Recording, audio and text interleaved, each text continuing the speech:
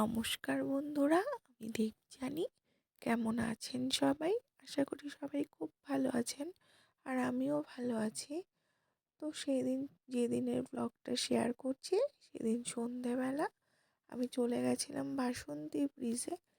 ঠান্ডাও ছিল বেশ ভালো, তো তাই জন্য চাদর জড়িয়ে আর শাড়ি পরে গেছি, কারণ ওখান থেকে এক জায়গায় যাওয়ার ছিল, তাই জন্য। আর এখানে আমি অপেক্ষা করছিলাম আমার একটা বন্ধু ও তার হাজব্যান্ডের, তাদের আসার কথা ছিল। তো এই যে দেখুন, তারপরে তারা চলেও এসেছে। তো চলে আসার পর ওখান থেকে আমরা গেছিলাম বাসন্তী হচ্ছে যে নদী, সেই নদীর ঘাটে। তো এত রাতে তো এর আগে কখনো নদীর ঘাটে যাইনি।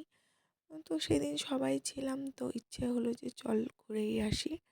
দেখুন, রাত্রিবেলা নদীটা থেকে চারিদিকে ওপারে সোনাখালি, আর এই সোনাখালির সব ওই বাজারের আলো জ্বলছে। আর এই টাইমে কিন্তু নদীতে খুব ভালো স্রোত ছিল, মনে হয় জোয়ার চলছিল, আর নদীতে বেশ ভালোই স্রোত ছিল। এই যে আমার বান্ধবী আর ওর হাজব্যান্ড, ও তো আর দাঁড়িয়েই থাকতে পারলো না, বসে পড়েছিল ওখানটায়। বসে ওর এত ভাল লাগছিল। অনেকটা টাইম ওখান থেকে কাটিয়ে, আর বললাম না এক জায়গায় যাওয়ার আছে, তাই শাড়ি পরেছিলাম। তো সেখান থেকে আমরা 4 জন মিলে চলে এলাম আমার একজন মানে শাশুড়ি মার একজন আত্মীয়র বাড়িতে। তো তার বাড়িতেও আজকে হচ্ছে পুজো ছিল, মানে শ্রীগুরু সঙ্ঘ ছিল।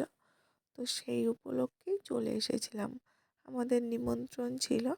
আর আমাদের সাথে যেহেতু আমার বন্ধু আর ওর হাজব্যান্ডও ছিল, তো ওদেরকেও জোর করে নিয়ে এসেছিলাম পুজো বাড়িতে।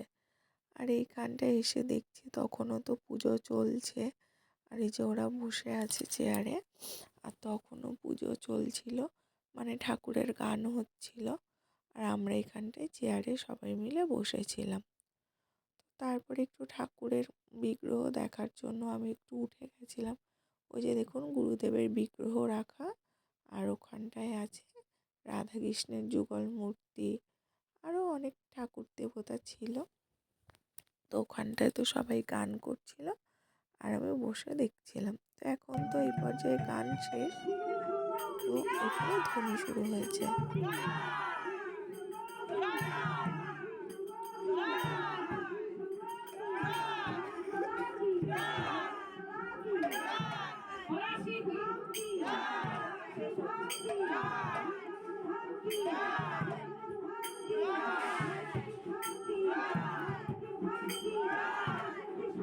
তো ধ্বনি দেওয়ার পরে তো ঠাকুরের অনুষ্ঠান শেষ হয়ে গেছিল। তারপর আমরা এখানে ঠাকুরকে প্রণাম করে হরির লুটের বাতাসা ঘুরিয়ে, মানে ঠাকুরের প্রসাদ নিয়ে সবাই বাড়ি চলে এসেছিলাম।